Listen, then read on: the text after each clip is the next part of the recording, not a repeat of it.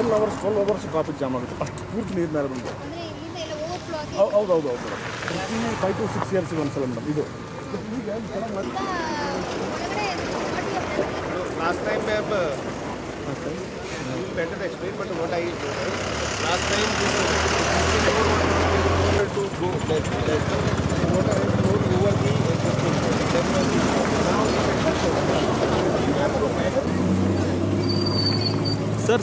sir on the shot.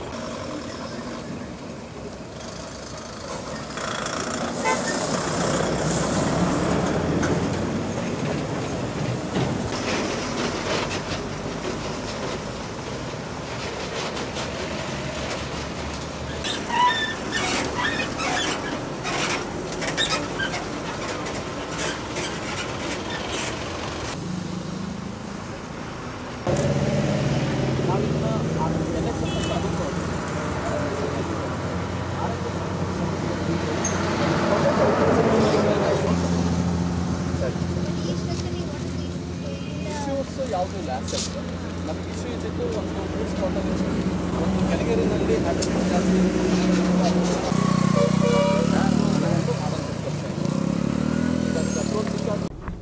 ಇವತ್ತು ಈಗ NHA ವತಿಯಿಂದ ಆಗಿರುವುದು ಬೈಪಾಸ್ ಕಾಮಗಾರಿಗಳನ್ನು ವೀಕ್ಷಣೆ ಮಾಡೋಕ್ಕೆ ಸಂಬಂಧಪಟ್ಟ ಅಧಿಕಾರಿಗಳೊಂದಿಗೆ ಇಲ್ಲಿ ಬಂದಿದ್ದೀವಿ. ಇದು NHA ವತಿಯಿಂದ ಇಂಪ್ಲಿಮೆಂಟ್ ಆಗ್ತಾ ಇರೋದು ವರ್ಕು. ಇದು ನಮ್ಮ ಹುಬ್ಳಿ ಧಾರವಾಡ ಸ್ಟ್ರೆಚ್ಚಲ್ಲಿ ನಾವು ನೋಡಿದ್ವಿ ಅಂದರೆ ಈ ಬೈಪಾಸ್ದು ಒಟ್ಟಾರೆ 61 ಕಿಲೋಮೀಟರ್ ಸ್ಟ್ರೆಚ್ಚಲ್ಲಿದೆ, 2 ಮೇನ್ ಕ್ಯಾರೇಜ್ ವೇ ಇದು.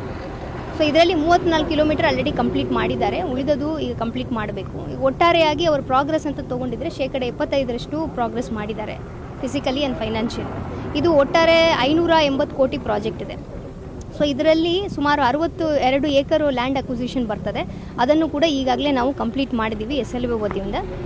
ಉಳಿದದು ಈಗ ಜನರ ಬೇಡಿಕೆ ಮೇಲೆ, ಅಲ್ಲಿರುವ ರೈತರ ಬೇಡಿಕೆ ಮೇಲೆ, ಸಾರ್ವಜನಿಕರ ಬೇಡಿಕೆ ಮೇಲೆ ಕೆಲವೊಂದು ಕಡೆ ಸರ್ವಿಸ್ ರೋಡ್ಗಳನ್ನು ಎಕ್ಸ್ಟೆಂಡ್ ಮಾಡುವಂಥದ್ದು, ಕೆಲವೊಂದು ಸ್ಟ್ರಕ್ಚರ್ಸ್ಗಳನ್ನು ಈ ಮಳೆ ನೀರು ಮತ್ತು ರೋಡು ಹಾನಿ ಆಗದೇ ಇರೋದಕ್ಕೆ ಕಲ್ವರ್ಟ್ಸ್ಗಳು, ಬ್ರಿಡ್ಜಸ್ಗಳು, ಎಲ್ಲೆಲ್ಲಿ ಅಂಡರ್ ಪಾಸಸ್ಗಳು ಕನ್ಸ್ಟ್ರಕ್ಟ್ ಮಾಡಬೇಕು ಅಂತ ನಮಗೆ ಏನು ಬೇಡಿಕೆ ಬಂದಿದೆ ಅದಕ್ಕೆ ಅನುಗುಣವಾಗಿ ಸ್ವಲ್ಪ ಸ್ಕೋಪನ್ನು ಕೂಡ ಎಕ್ಸ್ಟೆಂಡ್ ಮಾಡ್ಕೊಂಡಿದ್ದಾರೆ.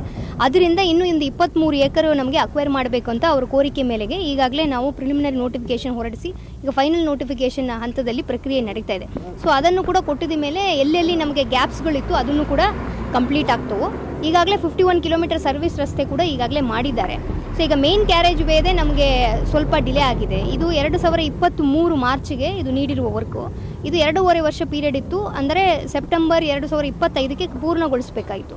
ಬಟ್ ಇದು ಇನ್ನೂ ಒಂದು 25% ಕಾಮಗಾರಿಗಳು ಇನ್ನೂ ಉಳಿದಿದೆ. ಸೊ ಹಾಗಾಗಿ ಅದನ್ನು ತ್ವರಿತಗತಿನಲ್ಲಿ ಮಾಡೋದಕ್ಕೆ ಇವತ್ತು ನಾವು ಎಲ್ಲ ಸಂಬಂಧಪಟ್ಟ ಅಧಿಕಾರಿಗಳೊಂದಿಗೆ ಬಂದು ಆ ಸಮಸ್ಯೆಗಳು ಮತ್ತು ಏನೇನಲ್ಲ ಇದನ್ನು ಮುಂಜಾಗ್ರತವಾಗಿ ಇನ್ನು ಮುಂದಿನ ದಿವಸಗಳಲ್ಲಿ ಇದು ಸುಮಾರಷ್ಟು ಕಾಲಗಳು ಈ ರೋಡ್ ಉಳಿಬೇಕಾಗಿರೋದ್ರಿಂದ ಕ್ವಾಲಿಟಿ ಕ್ವಾಂಟಿಟಿ ಇದೆಲ್ಲ ಕೂಡ ಸರಿಯಾಗಿ ಆಗುವ ನಿಟ್ಟಿನಲ್ಲಿ ಇವತ್ತು ಈ ವೀಕ್ಷಣೆಯನ್ನು ಇಟ್ಕೊಂಡಿದ್ದೀವಿ. ಅವರಿಗೆ ಒಂದು ಟೈಮ್ ಲೈನನ್ನು ಕೂಡ ಕೊಟ್ಟಿದ್ದೀವಿ NHA ಅವರಿಗೆ. ನೆಕ್ಸ್ಟ್ 6 ಮಂತ್ಸಲ್ಲಿ ನಾವು ಮುಗಿಸ್ತೀವಿ, 2026 ಮಾರ್ಚ್ಗೆ ಮುಗಿಸ್ತೀವಿ ಅಂತ ಹೇಳ್ತಿದ್ದಾರೆ. ಸೊ ಅದಕ್ಕೆ ಮೈಕ್ರೋ ಲೆವೆಲಲ್ಲಿ ಪ್ಲಾನಿಂಗ್ ಮಾಡಿ ಪ್ರತಿಯೊಂದು ಮಂತಲ್ಲಿನೂ ಯಾವ್ಯಾವ ಟಾರ್ಗೆಟ್ಸನ್ನು ಅಚೀವ್ ಮಾಡ್ತಾರೆ ಎಂಬುದನ್ನು ಕೂಡ ಅವರ ಹತ್ರ ವಿವರವಾದ ಮಾಹಿತಿಯನ್ನು ಪಡೆದಿದ್ದೀವಿ.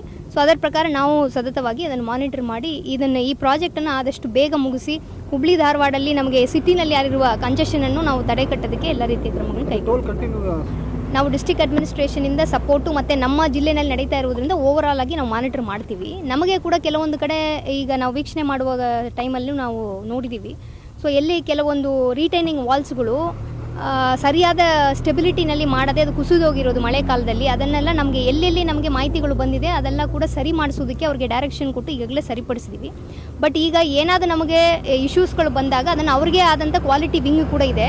ಸೊ ನಾವು ಕೂಡ ಒಂದು ಸ್ಪೆಷಲ್ ರಿಪೋರ್ಟನ್ನು ಅವ್ರಿಗೆ ಕೇಳಿದ್ದೀವಿ. ಇಲ್ಲ ಇದನ್ನು ಥರ್ಡ್ ಪಾರ್ಟಿ ಇದು ಏನಾಗ್ತದೆ NHA ಅದು ಸೆಂಟ್ರಲ್ ಗೌರ್ಮೆಂಟ್ ಕೆಳಗಡೆ ಬರ್ತಾ ಇರೋದು ನ್ಯಾಷನಲ್ ಹೈವೇ ಅಥಾರಿಟಿ ಆಫ್ ಇಂಡಿಯಾದು. ಸೊ ಅವ್ರದ್ದೇ ಆದಂಥ ಕ್ವಾಲಿಟಿ ಕಂಟ್ರೋಲ್ಗಳು ಅವ್ರದ್ದು ಅದೆಲ್ಲ ನೋಡಿನೇ ಅವ್ರ ಬಿಲ್ ರಿಲೀಸ್ ಮಾಡೋದು ಎಲ್ಲನೂ ಅವ್ರ ಹಂತದಲ್ಲಿ ಆಗ್ತದೆ. ಈಗ ನಾವು ಓವರಾಲ್ ಆಗಿ ನಮ್ಮ ಜಿಲ್ಲೆನಲ್ಲಿ ಇದು ಪ್ರಾಜೆಕ್ಟ್ ನಡೀತಾ ಇರೋದ್ರಿಂದ ನಾವು ಓವರಾಲ್ ನೋಡ್ತೀವಿ. ನಮಗೆ ಅಂದರೆ ಡೈರೆಕ್ಟ್ ಅವರು ನಮಗೆ ರಿಪೋರ್ಟ್ ಮಾಡೋದಿಲ್ಲ, ಅವ್ರಿಗೆ ಆದಂಥ ರೀಜನಲ್ ಆಫೀಸರ್ಸ್ಗಳು ಅವರೆಲ್ಲ ಇರ್ತಾರೆ. ಬಟ್ ನಮಗೆ ಏನಾದರೂ ಕಂಪ್ಲೇಂಟ್ ಬಂದಾಗ ನಾವು ಈ ಥರ ವಿಸಿಟ್ಸ್ಗಳಿಗೆ ಹೋಗಿದಾಗ ಮಾಧ್ಯಮದ ಮುಖಾಂತರ ಇರ್ಬೋದು, ಸಾರ್ವಜನಿಕರು ಇರ್ಬೋದು, ನಮ್ಮ ದಿನನಿತ್ಯ ದೂರುಗಳು ಬಂದಾಗ ನಾವು PD ಗೆ ರೆಗ್ಯುಲರ್ ಆಗಿ ನಾವು ಅದನ್ನು ರಿವ್ಯೂ ಮಾಡುವ ಸಂದರ್ಭದಲ್ಲಿ ಅದನ್ನು ಗಮನಕ್ಕೆ ತಂದು ಅದನ್ನು ಸರಿಪಡಿಸಿದ ಒಂದು ಸಂಭವಗಳು ಇದ್ದವು. ಬಟ್ ಒಟ್ಟಾರೆಯಾಗಿ ಅವ್ರಿಗೆ ಇರುವ ಕ್ವಾಲಿಟಿ ಕಂಟ್ರೋಲನ್ನು ಅವ್ರು ಗಮನ ಹರಿಸಬೇಕು. Because it's A long term project ಇರುವುದರಿಂದ ಈ ಮಳೆದು ಮತ್ತು ಮುಂದೆ ಬರುವ ಬೆಳವಣಿಗೆಗಳೆಲ್ಲ ಕೂಡ ಗಮನದಲ್ಲಿ ಇಟ್ಕೊಂಡು ಈ ರೋಡನ್ನು ಮಾಡಿದ್ರೆ ಸಾರ್ವಜನಿಕರಿಗೆ ಸತತವಾಗಿ ಶಾಶ್ವತವಾಗಿ ಈ ಒಂದು ರೋಡ್ ಉಳಿಯುತ್ತದೆ. ಹಾಂ, ಆ ಒಂದು ಪ್ರಕ್ರಿಯೆ ಆಲ್ರೆಡಿ ಪ್ರಿಲಿಮಿನರಿ ನೋಟಿಫಿಕೇಶನ್ ಆಗಿದೆ. ಫೈನಲ್ 3G ನೋಟಿಫಿಕೇಶನ್ ಪ್ರಾಸೆಸ್ ಹಂತದಲ್ಲಿ ಇಲ್ಲ. ಅಂದರೆ ಎಂಟೈರ್ ಸ್ಟ್ರೆಚ್ಚಲ್ಲಿ ಎಲ್ಲೆಲ್ಲಿ ಈಗ ಕಲ್ವರ್ಟ್ಸ್ ನಾವು ಬೇಕಂತ ಹೇಳಿದ್ವಿ, ಸರ್ವಿಸ್ ರೋಡ್ ಬೇಕಂತ ಹೇಳಿದ್ವಿ, ಅಲ್ಲೆಲ್ಲಿ ಪ್ಯಾಚನ್ನು ಕೊಟ್ಟಿದ್ದಾರೆ. ಈಗ ಲಾಸ್ಟ್ ಸ್ಟ್ರೆಚ್ಚಲ್ಲಿ 2 ಹಂತದಲ್ಲಿ ಅಕ್ವಿಸಿಷನ್ ಆಗಿದೆ. 61 ಏಕರ್ ಆಲ್ರೆಡಿ ಆಗಿದೆ. ಇನ್ನೊಂದು 23 ಏಕರ್ದು ಈಗ ಲೇಟೆಸ್ಟಾಗಿ ಕೇಳಿದ್ದಾರೆ. ಅದು ಆಲ್ರೆಡಿ ಪ್ರಿಲಿಮಿನರಿ ನೋಟಿಫಿಕೇಶನ್ ನಮ್ಮ SLA ಹೊರಡಿಸಿದ್ದಾರೆ. ಇನ್ನೊಂದು 1 ತಿಂಗಳಲ್ಲಿ ಫೈನಲ್ ನೋಟಿಫಿಕೇಶನ್ ಹೊರಡಿಸಿ ಅದನ್ನು ಹ್ಯಾಂಡ್ ಓವರ್ ಮಾಡ್ತಾರೆ. ಈಗ ಸದ್ಯಕ್ಕೆ ಅವರು ಮೇಲಧಿಕಾರಿಗಳಿಗೆ ಅವರು ಕಳಿಸಿದ್ದಾರೆ. ಬಟ್ ಅದು ಇನ್ನೂ ಪ್ರಾಸೆಸ್ಸಲ್ಲಿ ಇದೆ. ಇನ್ನೂ ಅವರು ಅಪ್ರೂವಲ್ ಇನ್ನೂ ಬಂದಿಲ್ಲ. ಇಲ್ಲ, ಮಾರ್ಚಿಗೆ ಮುಗಿಸ್ತೀವಿ ಅಂತ ಅವರು ಅಪ್ರೂವಲ್ಗೆ ಕಳಿಸಿದ್ದಾರೆ. ಅದು ಬರುವ ಅಂದರೆ ಪ್ರಾಸೆಸ್ಸಲ್ಲಿ ಇದೆ. ಬಟ್ ನಮಗೆ ಇವರು 26 ಮಾರ್ಚಿಗೆ ಮುಗಿಸ್ತೀವಿ ಅಂತ ಹೇಳ್ತಿದ್ದಾರೆ. ನಾವು ಇಲ್ಲಿಂದ ಮಾನಿಟರ್ ಮಾಡಿ ಅದು ಮುಗಿಸುವ ಪ್ರಯತ್ನ ನಾವು